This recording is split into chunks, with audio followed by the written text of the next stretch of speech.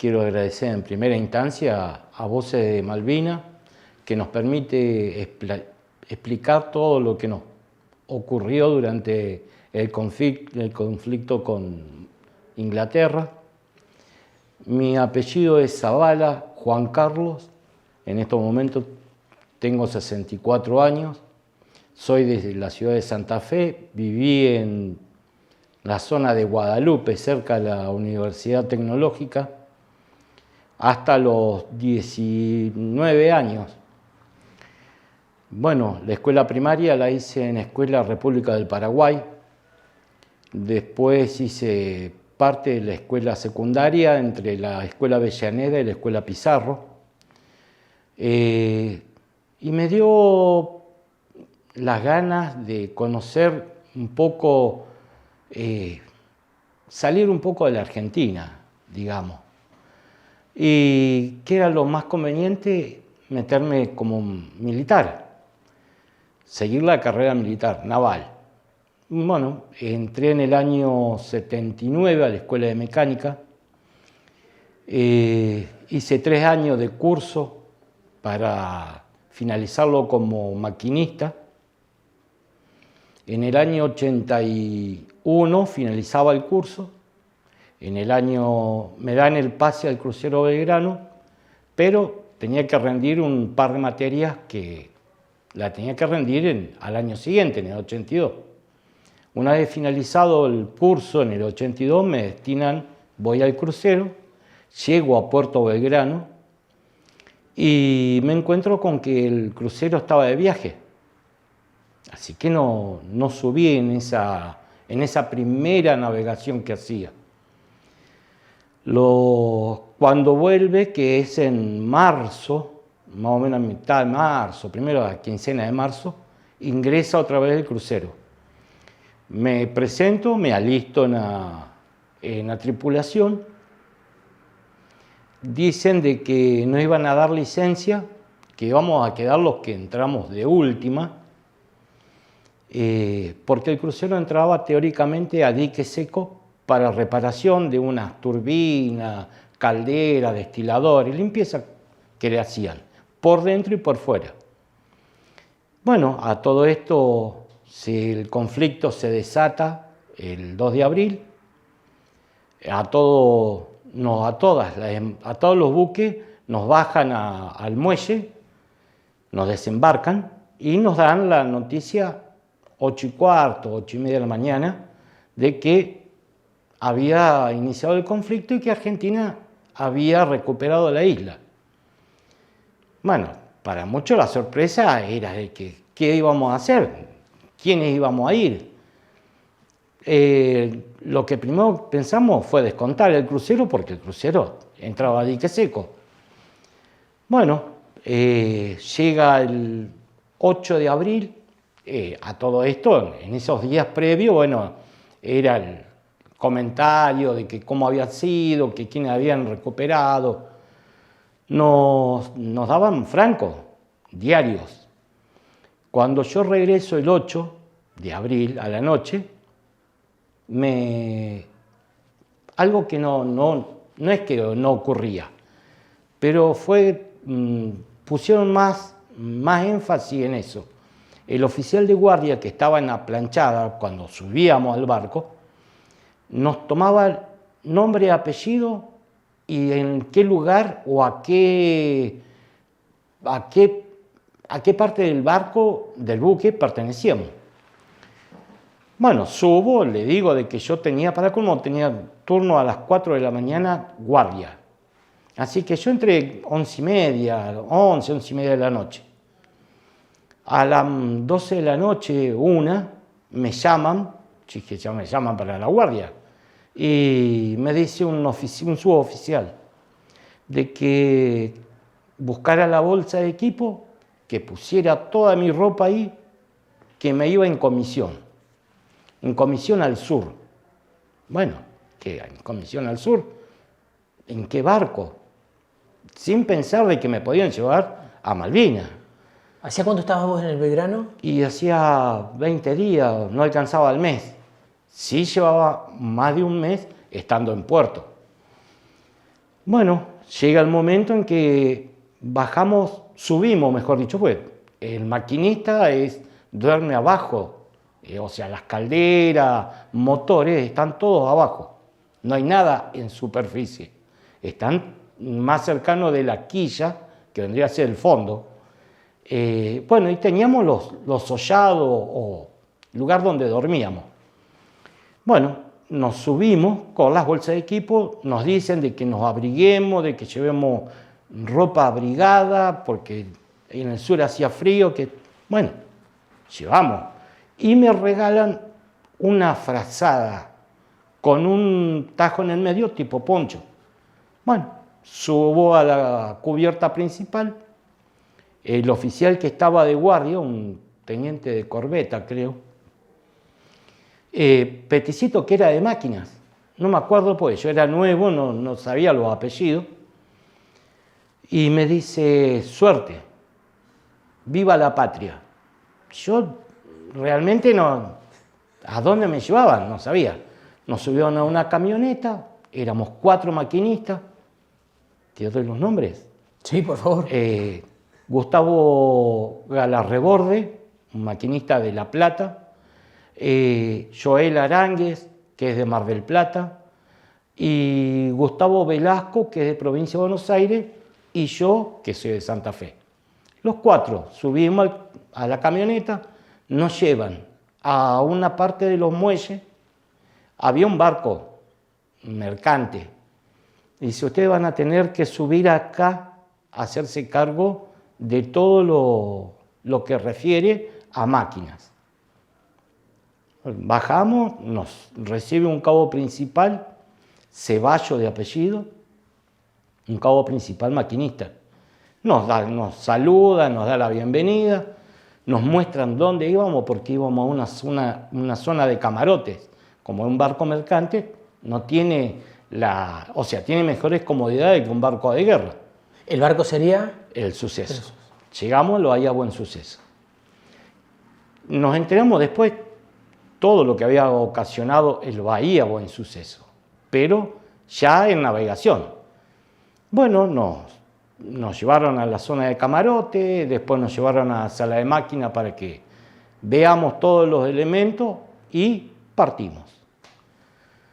Nos llevó todo el 9, llegamos el 11 de abril a Malvinas. A mitad del viaje preguntamos, por curiosidad, estando en la sala de máquina, dónde íbamos. Y nos dicen, ustedes van a ir a Puerto Rivero. ¿Y eso dónde quedaba? Puerto Rivero, dicen, Islas Malvinas. Fue el primer nombre que tuvo una vez recuperado. Después pasó a llamarse Puerto Argentino. Bueno, llegamos. Nadie sabíamos qué es lo que había pasado, o sea, sabíamos que se había el conflicto. Llegamos allí como regalo. En el transcurso ese que estuvimos de viaje, esos 2 días y pico, nos cuentan de que el Suceso es el que había tenido el problema en Green Beacon. Ellos habían llevado todo el personal civil y militar a que se establecieran y recuperaran desde ahí la isla. Y ellos los que habían izado el pabellón argentino y los ingleses se lo hicieron bajar. Pero porque ellos, o sea, el Suceso había llevado el personal al desguace de una ballenera. En la isla Georgia, es el primer incidente que hay con los británicos. Exacto, el Suceso es el que llevó al personal. Bueno, una vez establecido en puerto, nos ponen apostadero, buque apostadero. Preguntamos y dice, nos quedamos acá en puerto, pero es para que los oficiales de alto rango vengan y estén acá en los camarotes, que está calentito. Y ahora hemos estado una semana calentito, con las calderas andando. En el muelle, en el viejo muelle de Puerto Argentino, que era de madera, íbamos caminando y así enfrente, unos 100, 150 metros de donde estaba el barco amarrado, íbamos y llegábamos, había un galpón inmenso, que estaba todo escrito en inglés. pero a su vez no dejaban entrar ningún militar, solamente civiles. Bueno, para tomar algo fresco, algo caliente, algo que nos diera un poco más de calor en el cuerpo. Teníamos que caminar desde el muelle hasta la central de teléfono de Entel, vendría a ser, hasta el fondo de la costanera marítima que está en Puerto. Íbamos hasta ahí, hablábamos por teléfono con los familiares. Yo la primera comunicación la tuve el día 13 de abril. Llamé a mi casa, llamé a la casa de un vecino, pedí hablar con mi familia, les aclaro de que estaba en Malvinas, pero no entendieron de que yo estaba en otro barco que no era el crucero. Para ello, yo estaba en el crucero Belgrano. Bueno, los vecinos, que siempre estuve muy agradecido por todo lo que ellos hicieron, bueno, Pregunta obligada, esa conversación, mirá, estoy acá en Malvinas, sí. Más allá de decir, che, vos estabas en el Belgrano, ahora estás en el Buen Suceso, ¿qué te dijeron? No, lo más cómico viene ahora. La segunda vez que llamo, pido hablar con mi familia de nuevo, me atiende entre esas mi hermana, que es mayor que yo soy el de los 3 hijos, el más chico. Hablo con mi hermana que estaba ahí, trabajaba en la municipalidad, y le digo de que estaba en Malvinas, y me hace un oficial de la Fuerza Aérea que estaba ahí en la central telefónica, y dice, pregúntele qué siente, ¿con quién está hablando? Con mi hermana. Bueno, pregúntele a su hermana qué siente de tener un familiar acá en Malvinas. Entonces le pregunto, y abrieron los altavoces. Dice, para mí es todo un orgullo que mi hermana, orgullosa de que el hermano estuviera allá, pero no se daba cuenta de lo que yo estaba pasando allá. No, de que el frío, de que no sabíamos qué es lo que nos podía llegar a pasar. Pero ella estaba orgullosa. Bueno, listo, pasó todo eso. Pero disculpa, ¿eso circuló en el altavoz ahí dentro de la oficina, como y había gente también la reacción, sí. O sea, se miraron. Claro, no, todos aplaudieron por la respuesta que tuvo. Bueno, terminamos ese día, después no nos dejaron bajar más del barco. ¿Por qué? Porque había llegado un barco mucho más grande, que es el Formosa, de Elma, y estaba el río Carcarañá, el Isla de los Estados y el Bahía Buen Suceso. Nos íbamos a encargar de sacarle carga y llevarla a tierra, vendría a ser, o al muelle, porque no tenía calado suficiente el Formosa para amarrar en el muelle. Entonces nosotros pasábamos a sacarle carga, a lijarlo y pasarlo a tierra.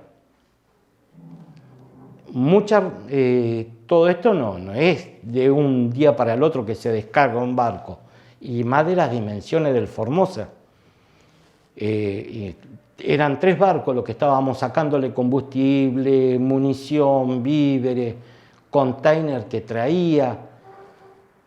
Pasamos todo a tierra. Hay cosas que quedaron. ¿Por qué? Porque se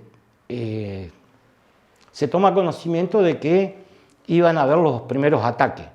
Llega el 1 de mayo, antes del 1 de mayo, empiezan los ataques, pasan los aviones, y los aviones pasaban alto. Lo que teníamos miedo es que cayeran bombas. A eso es lo que más se le tenía miedo, porque ya habían bombardeado parte del aeropuerto militar. Y bueno, ese era el temor nuestro de todo. Salieron todos los 4 barcos, salimos, más los pesqueros que estaban ahí, que habían sido tomados por la Marina o por Ejército, y eran barcos chicos que llegaban a diferentes lugares con provisiones, principalmente provisiones y tropas para relevar. Nos llevan, salimos a navegar el Formosa, con menos carga, sale a navegar a mar abierto y se va teóricamente al continente.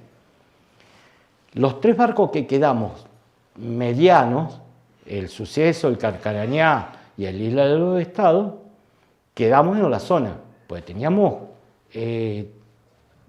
cargas diversas. Teníamos combustible, munición y víveres, los 3. Entonces, el que tenía mayor cantidad de munición le iba repartiendo, y el otro que tenía mayor cantidad de víveres o combustible, íbamos trasladándonos uno al otro. Así fue que salimos todos de ahí de la zona del puerto, dimos toda la vuelta y entramos al estrecho San Carlos, que está entre las 2 islas, enterándonos en eso de que el 2 de mayo lo hunden al crucero. Hay una anécdota que queríamos bajarnos todos. Los 4 maquinistas queríamos bajarnos. Habían muerto un montón de la promoción nuestra. De 200 quedamos 50, tal vez un poco más. Pero los 4 que estábamos ahí en el Suceso queríamos bajarnos, desembarcarnos. Nos dijeron que no, de que teníamos que quedarnos dentro en el barco. ¿Por qué? Porque los barcos mercantes habían desembarcado a la tripulación original, o parte de la tripulación original de cada barco.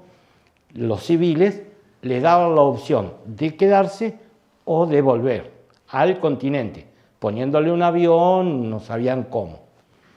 La cuestión de que nosotros 4 habíamos quedado en lugar de otros que se quisieron volver, no querían estar. ¿El Bahía Algún Suceso pertenecía a la Armada o era un buque civil y lo usaban con fines militares? Era como... Ellos pertenecían a Transporte Navales, una rama de ELMA, de Empresa Marítima Argentina. Transporte Navales era una parte de ahí, que hacía viajes también lejos de Argentina, pero con bandera argentina. Bien. No, entonces bajaron cocineros, camareros, maquinistas, desembarcaron en Puerto Argentino. Y quedamos nosotros. Quedó un maquinista civil, después quedaron creo que 2 cocineros y el capitán del barco. Y bueno, salimos a navegar, fue a salir. El capitán militar, Zukoski de apellido, un capitán de fragata. Muy elegante, nunca lo iba a ver despeinado, siempre correctamente uniformado. Bueno, empezamos a dar vueltas, a navegar. Nos vamos enterando que lo hunden al crucero, después lo hunden a la Isla de los Estados. Ahí los civiles nos decían de que el Isla de los Estados había tirado al mar las balsas salvavidas y que los helicópteros le tiraban a las balsas y lo hundían, que teóricamente no había sobrevivientes. Pasa con el río Carcarañá lo mismo, pero en el río Carcarañá hay sobrevivientes. Después fallecieron, pero no a raíz de la guerra o del conflicto. Y en el Suceso íbamos navegando sobre el estrecho y entramos en una bahía, teóricamente para escondernos. Porque a medida que nos fuimos juntando por la noche, que abarcaba desde las 5 de la tarde hasta las 8 de la mañana del otro día, la oscuridad, hacíamos los transbordos de elementos entre los 3 barcos. Por eso sabíamos a quién lo habían hundido, dónde, aproximado. Bueno, el primero que lo hunden, después al río Carcarañá, ya nosotros teníamos combustible, víveres y otros elementos dentro del barco, o sea que el próximo éramos nosotros, teóricamente. Nos mandan y nos metemos en esa bahía, en la Bahía del Zorro, cuando... ¿Bahía del Zorro está en la isla Malvina o Gran Malvina? Gran Malvina. Bien. Llegamos ahí y entraron con viento, con una tormenta fuertísima. Claro, en las Islas Soledad o Gran Malvina. Gran Malvina. En Gran Malvina. Soledad está Puerto Argentino, Bien. Gran Malvina estaba la Bahía del Zorro. Pero en el formato está cruzado a Darwin, está inclinado a Darwin, la bahía, teórico, porque es un cruce. Bueno, cuando nos metemos ahí, nos metemos con una tormenta muy, muy grande y nos tira arriba del muelle de madera. El barco quedó varado ahí. Vinieron un remolque y un pesquerito chico a querernos sacar. O sea, tras ella hacían fuerza para sacarnos. Pero como había bajado la marea, el barco no llegaba. Nos da la orden el capitán Zukoski de abandonar el barco. Desembarcamos el 15 de mayo. Sí, 15, 16 de mayo. Desembarcamos, íbamos caminando. ¿Qué íbamos a pensar? Porque estábamos en la isla de enfrente. ¿Quién iba a pensar de que iban a querer atacar ahí primero? Sin saber de que el señuelo éramos nosotros, era el barco. Bueno, bajamos y lo que veíamos primero fue un galponcito de 6 metros por 7 de ancho. No sabíamos qué había. Era de chapa, cartón, chapa y madera. Bueno, salimos caminando y vemos los corrales de ovejas vacíos. Íbamos caminando y así a lo lejos vemos que hay unas montañas, que se veía como ir a Córdoba y uno ve desde la ventana de un hotel la sierra, todo muy lindo. Y por ahí uno dice, ¿qué es aquellos puntos que se mueven? Y cuando quisimos acordarnos, ya los teníamos muy grandes, a los puntos negros esos. 3, y se le veían unos puntos rojos, abiertos, unos puntos rojos. Cuando empezamos a correr, que nos gritan los del regimiento que estaban ahí, parte del regimiento 8, nos gritan de que corramos a cubrirnos, porque eran aviones. Bueno, empezamos a correr y nos tiramos cuerpo a tierra porque ya era tarde. Era tarde porque ya lo teníamos muy encima. Se sentía cómo golpeteaban las balas en la turba. Es como pegar en la madera, el golpe en la madera. Bueno, nos quedamos ahí unos segundos, unos minutos y salimos corriendo otra vez a buscar un lugar para escondernos, un galpón, algo. Al otro día nos fuimos a un galpón que era de tipo secado. ¿Tuvieron algún herido, alguna baja? No, hasta ahí no. ¿Cuántos eran más o menos? Y yo estimo que éramos 20 en total, los que habíamos quedado. Nos llevan a un galpón de secado de alfalfa.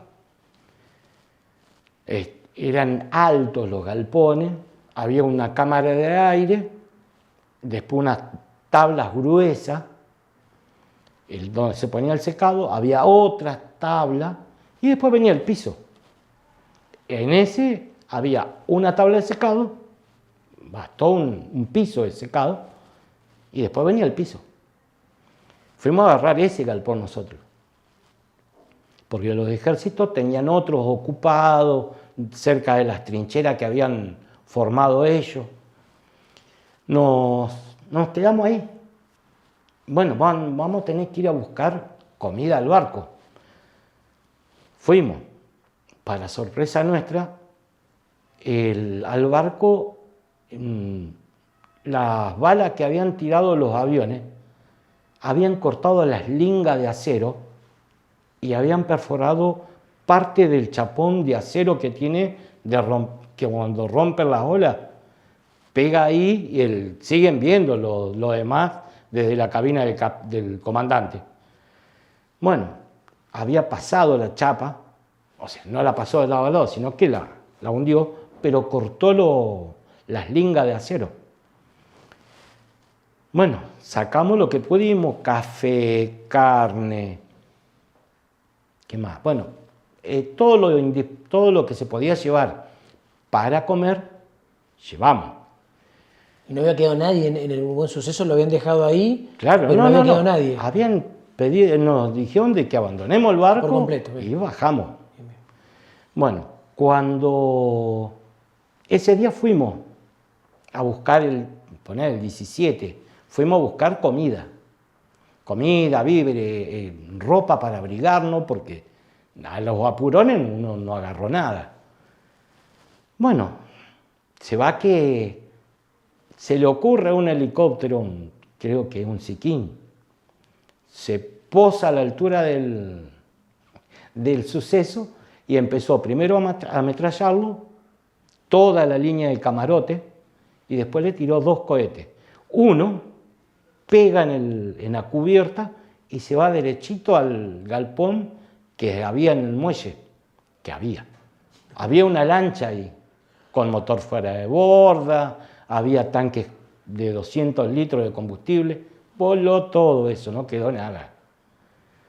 Pero se incendió toda la línea de camarotes del Suceso. ¿Y cuánto era el tiempo entre que ataca ese Siquín británico al Buen Suceso y ustedes que estaban ahí? No, nosotros ya habíamos bajado y estábamos caminando, algunos caminando, otros corriendo con los elementos que habíamos sacado. Claro. Y bueno, al romper ahí, se pararon todas las máquinas, todo lo que quedó, víveres, carne, lo que sea, se echó a podrir porque al no tener refrigeración. Bueno, fuimos al galpón, ahí en el galpón comíamos lo que venía los primeros días, porque nadie se la tiraba de decir yo soy un cocinero experto, nadie. Entonces, ¿cuál era la comida? Desayunábamos café, porque nos habían mandado unas cajas así blancas que tenía café herméticamente cerrado, al vacío. Bueno, tomábamos café a la mañana, al mediodía otra vez café con tortas fritas, a media tarde lo mismo, y ni contarte a la noche que volvíamos a repetir. Nos tenían prohibido la caza de las ovejas, no podíamos tocar las ovejas, porque decían de que teníamos que pagar el cuero, teníamos que ponerlo en los alambres que había de separación de los corrales. Bueno, lugar para dormir era ir dentro de ese galpón. Se dormía bien, pero corríamos el mismo riesgo que afuera. Totalmente. Porque está bien, decían de que el pulmón que había de aire disminuía la velocidad de la bala, de que los yuyos que había, que las tablas, pero igual pasaba. Bueno, y si no, bueno, ahora viene la parte... Se habían perforado el casco del barco, me imagino cómo podían perforar. Son 50 milímetros la bala de los aviones. Claro. Y me dice uno, vamos a meternos con la gente de ejército, no nos queda otra. Claro, pues los de ejército cada 2 por 3 veíamos de que comían o una gaviota, una butarda, lo que viniera. Las ovejas, sí, comían ovejas, pero ellos iban girando el rol del menú. Bueno, nos llevamos, nos metimos con los de ejército a ayudarlos, porque otra cosa no podíamos hacer. Y los ayudábamos en las guardias, en cavar las trincheras, darle un poco más de profundidad. Nos mandan a ampliar un poco las trincheras. Las trincheras, bueno, era pelear ahí, porque las primeras paladas, sí, la turba es fácil de sacarla, porque es como sacar un pan de césped. Lo sacaban así, lo ponían al secadero, después venía tierra greda, después arenilla y después laja.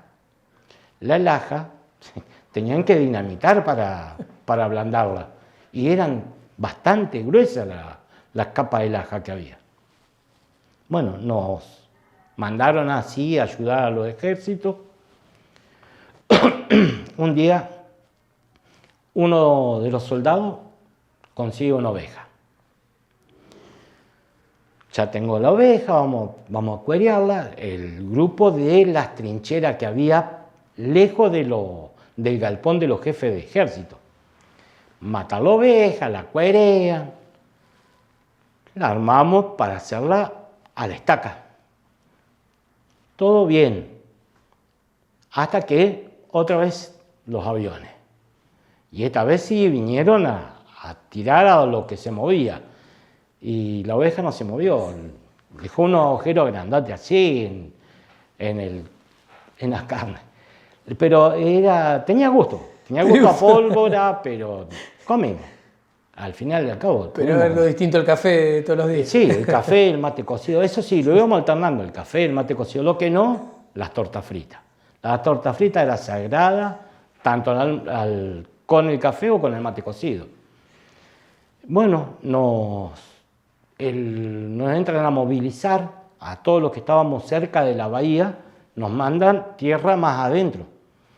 Cuando el día 22, 23 de mayo, empiezan a entrar los barcos ingleses por el estrecho San Carlos. Cuando ingresan los barcos, ¿cuál era la forma de ir abriendo camino? Iban tirando para ambos lados bombas de fragmentación. Eran 3 bombas, una bengala, 3 bombas, una bengala. Y nos habían enseñado los de ejército, en la primera hondanada de bomba, de que teníamos que contar 3 y después correr hasta que se apagara la bengala. Porque cuantito se apagaba la bengala, era que caía otra bomba. Bueno, corríamos todo, íbamos subiendo las mesetas, todo, las laderitas que había. Y el 25 de mayo muere un compañero nuestro que era de Paraná, un marinero primero, Turano de apellido. Las bombas de fragmentación yo nunca las había visto, no sabía de la existencia de eso. Y largan unas esquirlas así, aproximadas. Porque lo pasó de lado a lado a Turano.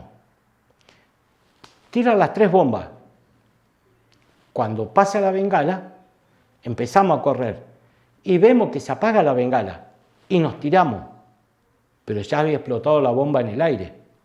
Él estaba más arriba. O sea que a él lo agarra primero en la esquirla, porque una suposición, 100 metros para arriba y barría 150. O sea que a una cuadra y media te redondo te pasaba. Y al chico lo agarró de frente, de lleno, acá en el pecho. Bueno, la cuestión era cómo hacer, porque el barco, como para mantener un cuerpo, no estaba. Y nosotros queríamos recuperarlo. Llegó la parte difícil que nos dicen de que lo enterremos ahí, que ahí le formemos la tumba. Bueno, en la Bahía del Zorro, a 200 metros, a 350 metros de la zona de donde estaba el barco, se hizo un agujero, una tumba, y de allá lo trajimos. Lo enterramos, que era la parte más, dentro de todo, más blanda para enterrarlo. Seguimos, formábamos parte de patrullas de ejército que controlaban la zona, si había minas, seguían los bombardeos tuvo el 24, 25, 26 hasta el 26, 27 de mayo, fueron los bombardeos. Por el motivo de que había entrado a la zona del estrecho un barco hospital, que después nos enteramos que era el Uganda. El Uganda no era buque hospital, era un barco de transporte de tropas, que es la que desembarca en Darwin y en Darwin. O sea, de que ellos le abrían paso al Uganda para que llevara las tropas. A todo esto ellos se encontraron con los aviones de Argentina que los tiroteaban. Pero el Uganda me imagino que si supuestamente figuraba como buque hospital habrá tenido las insignias de Tenía buque hospital, todo. pero venía llevando adentro a, ¿Sí? a las tropas británicas. Hay un montón de... En el Tratado de Ginebra hay un montón de cosas que no se permiten. Como ser... Una es esa. Exacto. Dicen de que al paracaidista en vuelo no se le puede tirar. Ellos sí venían tirando para abrirse paso. Que se respeta a los botes salvavidas donde hay gente, o se presume que hay gente. Ellos le tiraron al Carcarañá y al Isla de los Estados le tiraron a las balsas con gente. O sea que ellos nunca lo respetaron. Hay acciones que se reconocen mutuamente, pero obviamente también hay crímenes de guerra y hay que decirlo, o sea, sí. Porque es algo que lo han venido tapando bastante también. Sí, lo taparon digamos en el sentido de que no supimos entender lo que fue la guerra o el conflicto. Porque guerra teóricamente tendría que haber sido más extenso. Esto fue un conflicto. No supimos entenderla. Estábamos acostumbrados a una guerra de guerrilla, de que golpeaban en un lado y acá no, acá venían todos juntos y de frente. Bien, entonces el Uganda entra abriéndose paso y... le abrían paso. Le abrían paso, pero entra como buque hospital, pero adentro en realidad llevaban tropas británicas para desembarcar, o sea, no era la función y venían disfrazados de otra cosa, por así decirlo. Exacto. Así que bueno, ustedes están ahí justamente viendo todos esos sucesos, viviéndolos de cerca, ya habían perdido un compañero. ¿Cómo se desarrollan esas acciones posteriores hasta que ellos se establecen ahí definitivamente en la bahía? No, en la bahía se establecen después que llegan cabecera de playa, en San Cabo. Ellos hacen la cabecera de playa y después, una vez que toman la capital, que era Puerto Argentino, después se dedicaron a lo que estaba alrededor, que lo tenían controlado, porque al controlar la cabeza, el resto acata lo que dicen. Tanto que nosotros teníamos armas, munición, y nos dijeron, se rindió Puerto Argentino, depongamos las armas. Y bueno, tuvimos que dejar fusiles, pistolas, ametralladoras. Antes de llegar a esa parte, te quería preguntar, bueno, ustedes siguen en la isla de Gran Malvina, están combatiendo junto con una parte del Regimiento 8. Sí. Previo a ese 14 de junio, a enterarse del cese de hostilidades, ¿cómo fueron esos últimos días previos justamente? Me imagino, asedio de bombardeos, ataques, ¿cómo vivieron esos últimos? Bombardeos no, ya habían parado. Habían parado los bombardeos. Ataques de, como decían en ese momento, transportado, que los helicópteros venían y despachaban gente. No es que mataban, sino que tiraban gente inglesa para que contraataquen en tierra. O ataques aéreos, que los Harrier se venían en oleadas a la otra isla. Vivimos así, sobresaltados, pero si atacando Puerto Argentino, el resto no podía hacer nada. Quedaron aislados. Quedamos aislados. Tanto de que antes del 25 de mayo, vos podías pedir de que te saquen. Teníamos un buque hospital, el argentino, era el río... ¿Bahía Paraíso? El Bahía Paraíso. El Bahía Paraíso cumplía la función de buque hospital. Entonces, ¿qué es lo que hacían? Estaba en la zona de mar abierto, ellos. O estaba a la altura de Puerto Argentino, o estaba a la altura del estrecho San Carlos, pero yéndote para el continente. Entonces, ¿qué es lo que te decían? Vos ponele, no te habías aguantado el primer tiroteo de los aviones, me duele la pierna. Me golpeé porque estaba la laja ahí, me golpeé la rodilla, me doblé la mano, quiero volverme al continente. Te cargaban en el helicóptero y te llevaban al buque hospital. Y así muchos volvieron. Hay otros que no es que no nos gustó la situación, pero no teníamos otra opción. Habíamos jurado mucho defender la patria, defender lo que había pasado con el crucero, con nuestro compañero. No nos quedaba otra que seguir ahí. O volvíamos enteros o no volvíamos, pero por nuestro compañero y por la patria. Bien. Bueno, llega el 14 de junio, el cese de hostilidades. Recién nos habías hecho un adelanto.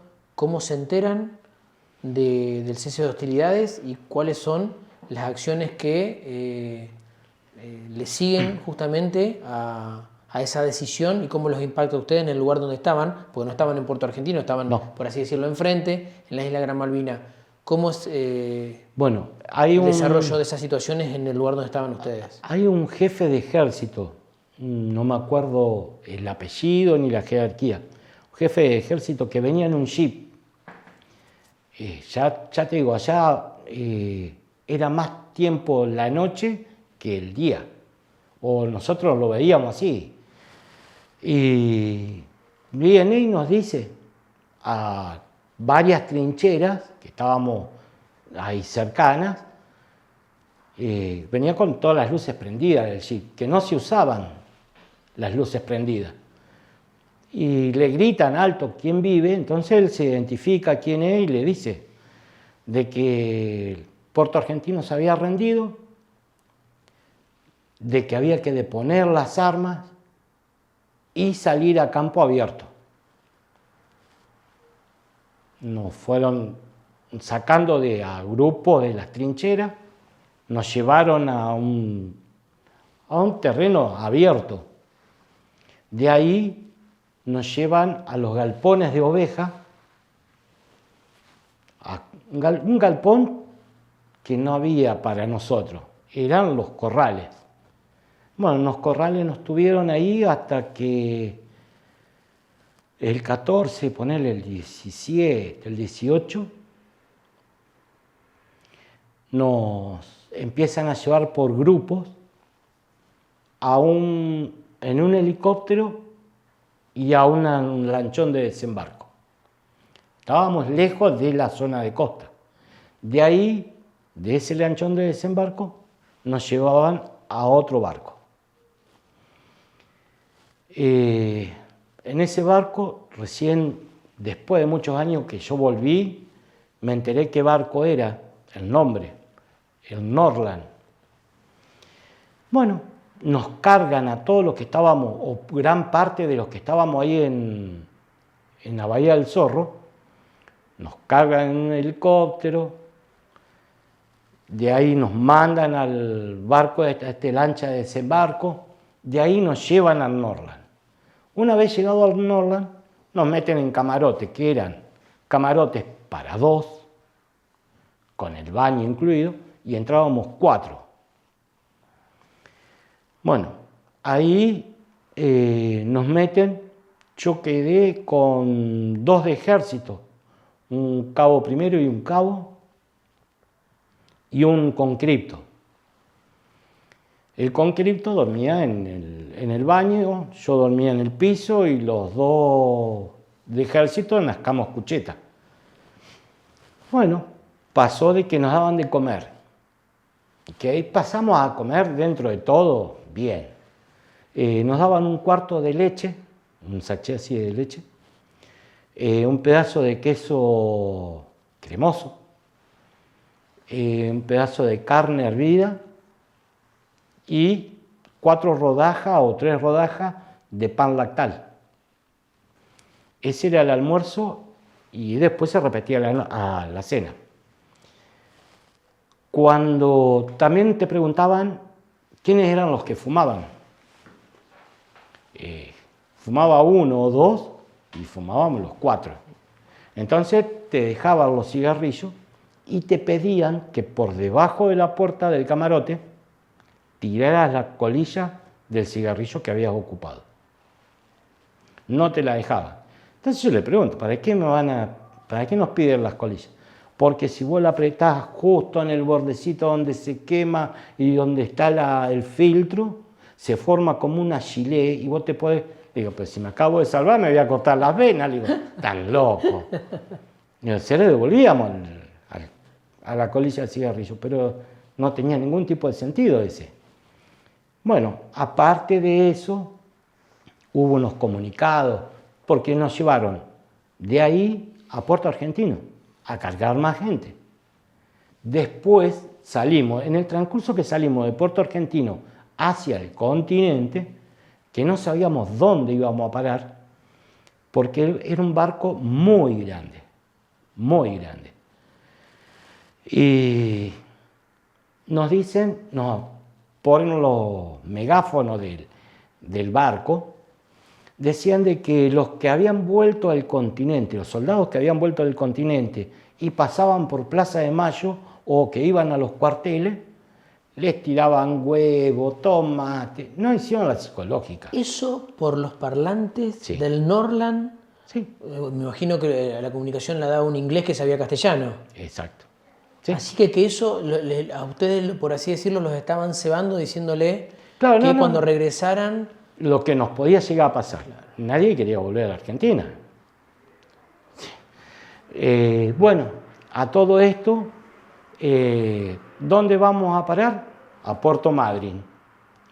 Bueno, a Puerto Madryn llegan, piden permiso, porque tienen que pedir permiso primero, porque es un barco inglés y llevaba tropa, prisionero. Ahí donde también, o sea, aparte de haber estado comiendo bien durante 5 días que estuvimos, ahí nos dieron a la salida, te hacían formar, ir saliendo por línea de camarote, y te ponían una mesa y había tres soldados ingleses y había un oficial parado. Entonces uno te daba los cordones, el otro te daba un paquetito así de 4 masitas express que nos habían secuestrado a nosotros y un cosito así de café, un vasito. Y íbamos, dábamos toda la vuelta, nos volvíamos a poner en la fila y a desayunar de nuevo porque teníamos hambre. Ser realista, habíamos pasado hambre. Bueno, nos toca bajar la planchada. La planchada no estaba normal de un barco así, estaba así parada, inclinada. O sea que tenías que venir clavando los tacos, los borceguí en las ranuras para no caerte. Cuando llegabas al muelle, o sea, al cemento, había cordones de la policía militar y gente, mucha gente. ¿Quiénes eran? Todos los familiares de los que habían sido tripulantes del crucero Belgranos. Y mucha gente nos identificaba por la ropa que llevábamos. Y muchos venían y preguntaban, ¿ustedes estaban en el buzo del crucero Belgrano? No. Sí, le decíamos, pues instintivamente éramos del crucero Belgrano. Mi hijo está acá, no. Estábamos en otro barco, pasábamos la revisión médica de la Cruz Roja, que la Cruz Roja nos miraba, firmaba, sigan, pues así vos vengás con la cabeza en la mano, todo, igual seguí. De ahí nos sacan y nos mandan a un barco de la Marina, un petrolero. Bueno, ahí teníamos las manos que no sentíamos. Había compañeros míos de promoción que agarra y me dice uno, aguantame que ya te traigo comida. Y me trae una mortadela así, entera. Y me dice, tomá, dice, para que vayan comiendo. Bueno, está bien, gracias. Nos habían preparado unas milanesas con pan. El pan de la que te hace en el barco es grande, el pan francés viejo. Bueno, al medio con una milanesa. Y te decían, había un tacho o una olla y andábamos con los jarritos de aluminio que tienen, es aluminio. ¿Y qué es lo que decían? Ahí está el mate cocido, el café, lo que quieran. Sacábamos así. No, todos, no agarré. Porque claro, estaban recalientes, no sentíamos las manos. Bien congeladas. Claro, no, hasta yo vine acá en el 84 de baja y hasta el 90 más o menos y tenía mala circulación, se me hacían puntos blancos en la circulación de los brazos y de las piernas. Bueno. El frío que habían, por así hablarlo más pronto, sí, chupado en los días de trinchera, ya cuando estuvieron una vez abajo o sea, del barco. El frío, el estar mojado porque no teníamos ropa para cambiarnos. No es como acá que te agarra la lluvia, llegás a tu casa y te sacás la ropa. No, ya no. Imagínate que teníamos calzoncillo largo, 1 o 2 pares de media, de esas tipo térmica. Después teníamos un pantalón de frisa, color verde. Teníamos 2 camisetas, una tricota verde, después una chaquetilla y arriba la parca o como le llaman ahora duvet, que es una campera acolchada. Toda esa ropa, imagínate, teníamos que cambiarnos. Claro. Hasta a veces teníamos que aguantarnos de ir al baño por tanto movimiento que teníamos que hacer y por ahí vos estabas en el baño y te gritaban alerta roja y tenías que salir como estaba. Claro. Bien, bueno, entonces estábamos también, antes de hacer esta aclaración, con el regreso, ¿no es cierto? Nos comentabas que, bueno, estaban con signos visibles de haber estado congelado, de haber pasado mucho frío, que habían llegado con el Norland ahí a Puerto Madryn, sí, y que habían desembarcado y que, bueno, que estaban comiendo de nuevo, por así decirlo. Sí.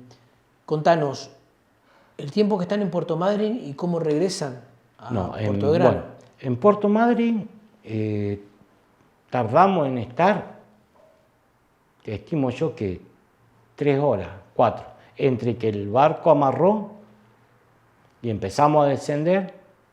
De ahí pasamos la Cruz Roja, que ya te digo que era mirarte, firmarte el papel y seguir. De ahí fuimos al barco de la Marina. De ahí nos desembarcaron una vez que nos dieron de comer.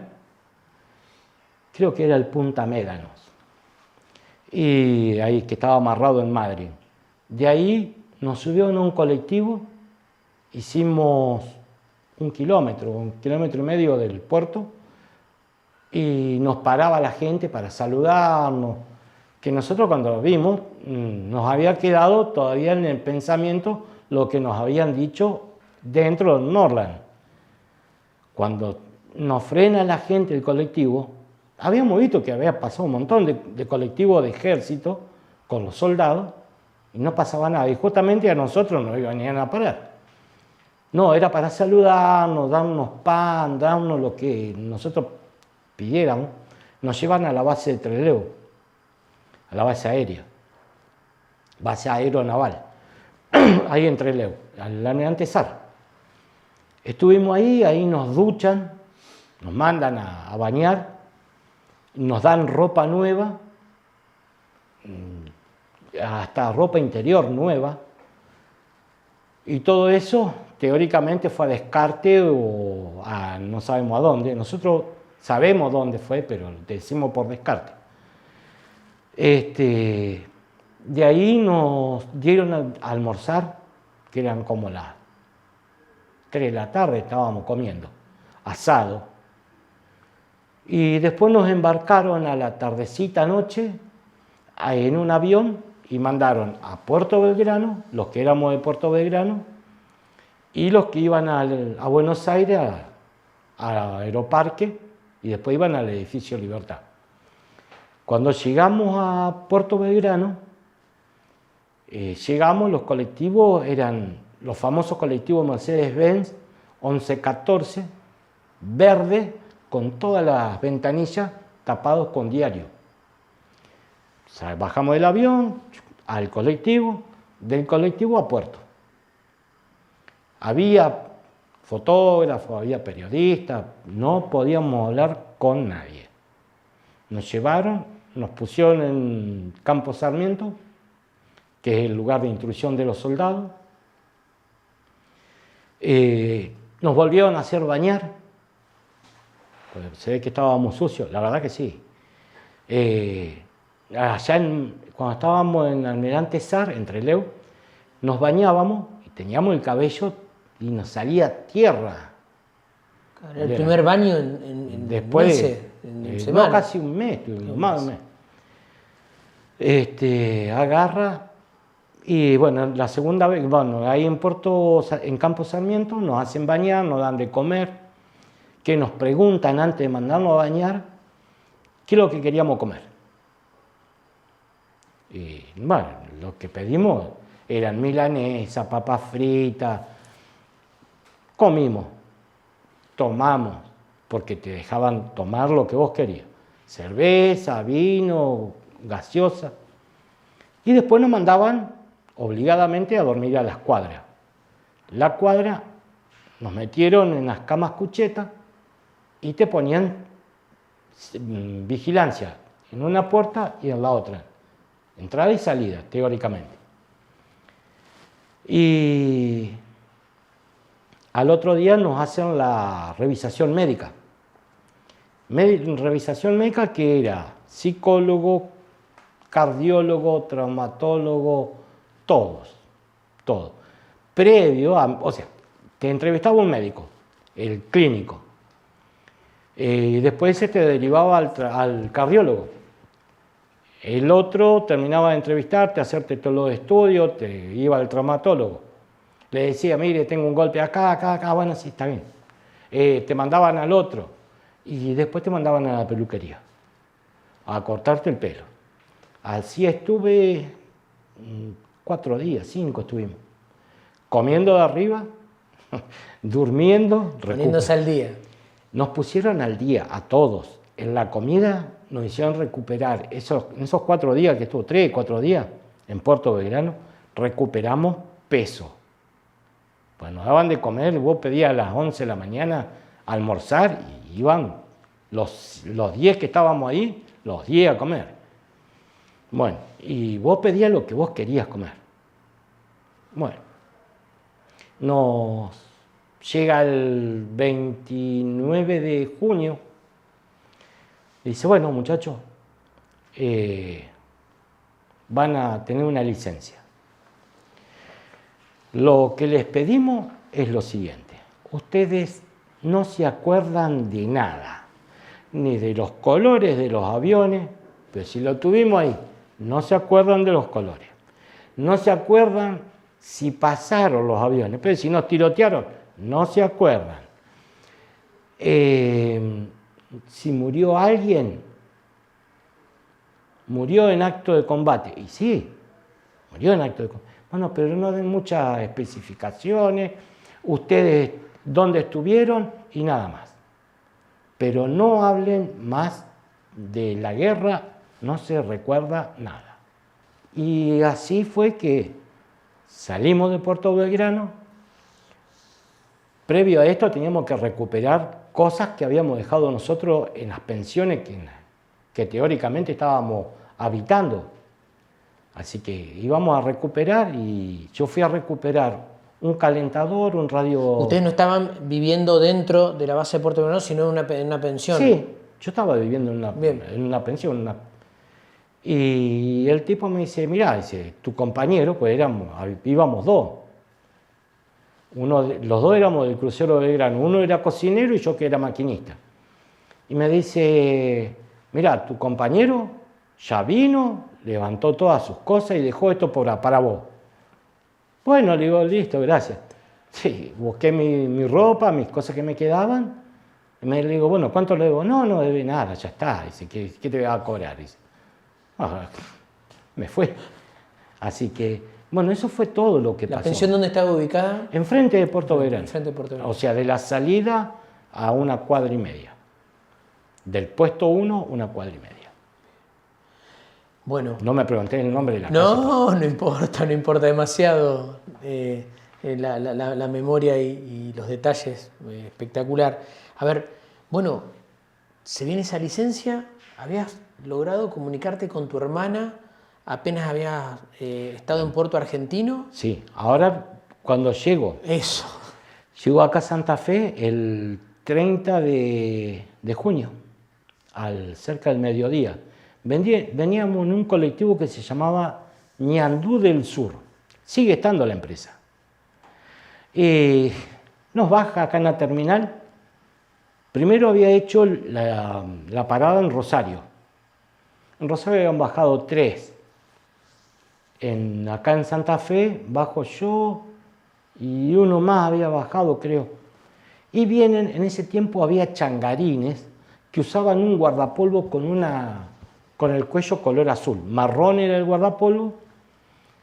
Y imagínate el bolso de equipo blanco, el bolso blanco, que es una bolsa esa de arena. Bueno, la saco. A mí me pesaba eso y el bolso azul. Y viene el hombre y me dice, yo lo llevo.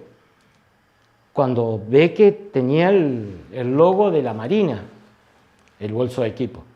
Me dice, ¿vos venís de Malvinas? Sí. Sí, le digo. Y lo agarro así. No. Para mí un orgullo llevarte el bolso. Bueno, pero es pesado. Le digo. No importa, llevó cosas peores. Me llevó hasta la parada de taxi. Subo, le digo hasta dónde tenía que ir, cerca de la Tecnológica. Llego y justo me ve una vecina. Y viene, me dice, pará. Dice, quédate tranquilo, para que le voy a avisar a tu mamá. Porque a tu mamá le dijeron de que vos estabas muerto. Por eso te hice hincapié de que yo había advertido de que estaba en Malvinas y ellos entendieron de que yo estaba en el crucero Belgrano y que había ido a Malvinas en el crucero. No entendieron de que yo había pasado al Bahía Buen Suceso. Bueno, le digo, parece que le voy a avisar. Le digo al taxista, me dice, sí, espero, por las dudas espero. Y mi mamá todo esto, ya te digo, le habían avisado de que yo había fallecido en combate, pues era tripulante del crucero. Agarran y me dice, mira, tu mamá terminó de perder un ojo. Mi mamá era diabética, había perdido la visión en uno y ahí terminó de perderla completo. Bueno, le avisan y le dice, te buscan ahí. Entonces, mi mamá no veía ya. Y dice, ¿quién es? Soy yo, le digo. Bueno, me recibió, nos abrazamos, lloramos, como todo, lo que uno vuelve. Y los vecinos la llaman a mi hermana. Mi hermana trabajaba en la municipalidad. Mi papá trabajaba en un bar ahí en el centro, en San Martín y La Rioja, ahí. Mi hermana le avisa a mi papá se aparece en mi casa, viene mi hermana también. Era una locura en mi casa, pues, claro, sí. Llego el día de mi cumpleaños. Pensaban hacer... Llegaste a tu casa el día de tu cumpleaños. El 30 de junio llego. Teóricamente habían hecho una misa. Iban a hacer una misa y la hicieron con el cuerpo presente. Tanto que el cura después me decía, sí, es la primera vez que doy una misa porque alguien fallece y está vivo. No, es increíble. Sí. Es increíble. Esa parte en el libro no la teníamos. No, eso no lo conté. Igual de que yo me tuve que ir de Santa Fe, nos dieron un mes de licencia. Esperá, bueno, contaste, me imagino lo de tu mamá, que encima Sí. por producto del estrés No, vino todos esos problemas de salud, sí. pero bueno, tu hermana, tu viejo te encuentran Si yo te también. cuento, mi viejo se vino en taxi. Desde el centro, desde La Rioja y San Martín, se fue en taxi. Mi hermana salió de la municipalidad y en lugar de irse y encontrarse con mi hermano, con mi papá, no, tomó el colectivo y se fue en colectivo, en el 14. Imagínate toda la vuelta que dio para llegar allá. Bueno, pero ya te digo, nosotros teníamos un mes de licencia. Ese mes yo tuve que pasar los 10 primeros días en mi casa, con mis viejos, mi hermana, mi otra hermana que venía de Córdoba, con mi cuñado, mi ahijado. Pasó, me tuve que ir a Córdoba con mi hermana, porque había un vecino que iba todos los días a la misma hora a preguntarme algo de la guerra, que cómo eran los aviones, que si pasaban, que si despegaban así, que... Y le digo, ya no doy más, basta, yo me quiero olvidar. No es que porque los de la Marina me habían dicho, vos no te acordás de nada, sino que quería borrarme todo. Sufrí mucho. Yo hice mucho, me hizo mucho mal cuando muere Turano, el día 25 de mayo. Yo quedé en deuda porque nos llevábamos bien. Y yo dije, bueno, tengo que averiguar dónde vive. Averigüé que vivía en Paraná, en Victoria, y siempre estuve en el intento de ir a la casa, ir, conocer la familia, y no, nunca lo hice. Y eso me golpeó mucho. Para mí los 25 de mayo se me escapaba de las manos. No lo podía contener.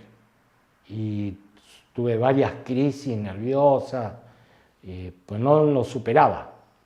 Ahora, más que mal, ya con la edad, ya con todo este tiempo pasado, trato de sobrellevarlo y no hacer sufrir tanto a la familia también, ¿viste? Ese día que te quedó marcado, Sí. no es un día más en tu vida, obviamente.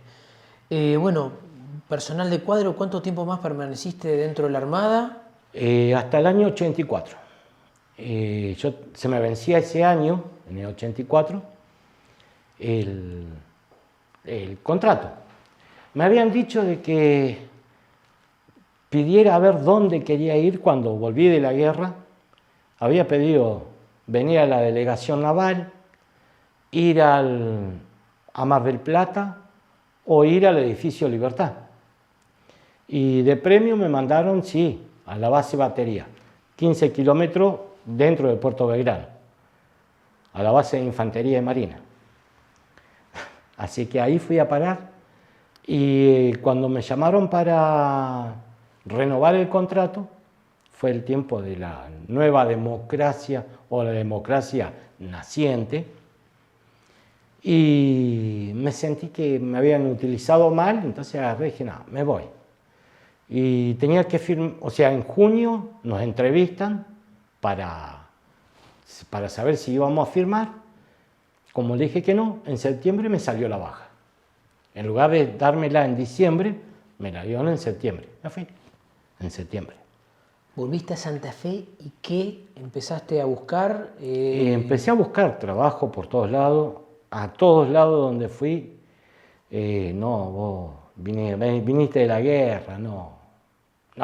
Y si te agarra un ataque, y si te pasa algo, o sea, que está trabajando con mucha gente, y siempre ponían un pero. Me recomendó una persona, no me acuerdo, a mí conoció a mi papá, ir a trabajar a la Coca-Cola. En ese tiempo embotellaba la Coca-Cola. Fui. Sí, me dice, mira, necesito un calderista. Bueno, listo. Me pongo a trabajar con otro muchacho, también calderista, había estado en la Marina, Bruno de apellido. Una semana estuve, porque tenía una caldereta, había que cambiar filtro, pico, para poner en marcha una y otra cosa, para que pudieran andar la lavadora de botella y la embotelladora. Bueno, un sábado Bruno no aparece. Entonces me dice el gerente si yo me animaba a poner en marcha. Sí, le digo. ¿Cómo que no? Fui y lo puse en marcha. Cuando terminó mi horario de trabajo me dice, mira, hablé con la gente de Rosario, porque ya estaba la casa, y acá tenés que andarse la carpeta médica. Y el lunes dice, a la tarde tomátelo, dice que así hace la carpeta tranquilo. Bueno, hice toda la carpeta médica. Como nunca vi un resultado tan rápido, a las 48 horas me llaman, me presento a trabajar, me dice no vas a poder trabajar. Tenía la columna desviada. Digo, fui 6 años militar, digo. Estuve en una guerra y me vení con que tengo la columna desviada. Digo, te firmo donde sea. No, dice, no. Donde sea te firmo de que yo no me puedo enfermar a raíz de esto que sale en la radiografía. No. Y no pude quedar por la columna desviada.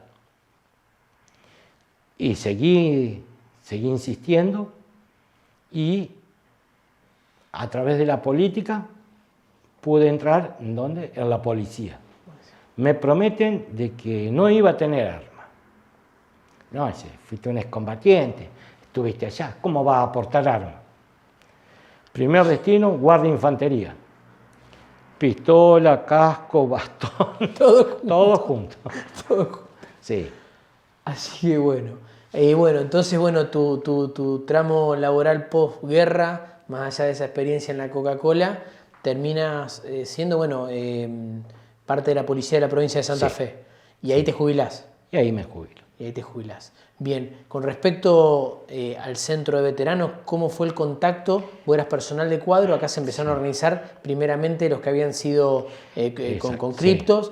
¿Cómo tomás contacto con ellos y cómo te empezás a relacionar? Mira, el primer contacto que tuve después de haberme fue en el 80 y pico, 85, 87, 88. Estaban acá en el centro, en 25 de mayo, en la Cámara de la Carne, en el sindicato de los carniceros, algo así. Bueno, ahí. Y estaba Tripicho de presidente. Fui, hablé, me dijo, sí, no hay problema. Digo, mirá, yo era cuadro, no. No, dice, cuadro no. Tenés que buscar otro lugar, dice. Bueno, listo, seguí andando. Y después hablando con un muchacho que era un excombatiente también, Caraballo. Daniel Caraballo. Me dice algo del centro de excombatientes. Pregunté. Veterano del 12 de Infantería. Sí. Y me puse en contacto con Mario Andino. Bueno, y Mario Andino había sido encargado mío cuando ingresé a la escuela mecánica. Él era electricista y estaba en el periodo selectivo preliminar que le llaman. Él estaba encargado mío. De ahí que Mario me invita a compartir ahí que no se juntaban todavía en Pedro Vítori. Nos juntábamos ahí en Ate, en Ate. Íbamos a la vuelta, al bar, a veces porque era incómodo estar ahí en Ate, estábamos charlando y íbamos para allá. Hasta que después ya empezaban a ir al centro de excombatientes. Bien, pasaron 43 años de la guerra, un Juan Carlos que ingresa a la Armada porque quería recorrer el mundo y le toca por las circunstancias de la vida participar de la única guerra que tuvo la Argentina Me siento orgulloso. En el siglo XX. Bueno, y es esa experiencia, a eso justamente queremos ir apuntando para poder ir dándole una síntesis, un cierre a esta entrevista. A 43 años de la Guerra de Malvinas, vos como veterano, ¿qué sentís que fue esa experiencia en lo personal, pero también entender que es la experiencia también colectiva de una causa nacional, considerando que hoy están usurpadas y vos tenés tu experiencia personal como veterano de guerra, pero también sos parte de una generación que fue a dar la vida o a jurar la bandera por la patria.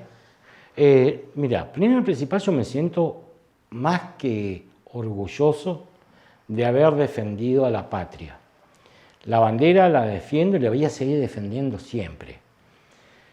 Y confiar de que los gobiernos en turno nunca pierdan la línea de querer recuperarlas por la vía diplomática o la vía que sea, no por la violencia, pero que las recuperen, porque muchos de nosotros no vamos a Malvinas porque no somos extranjeros,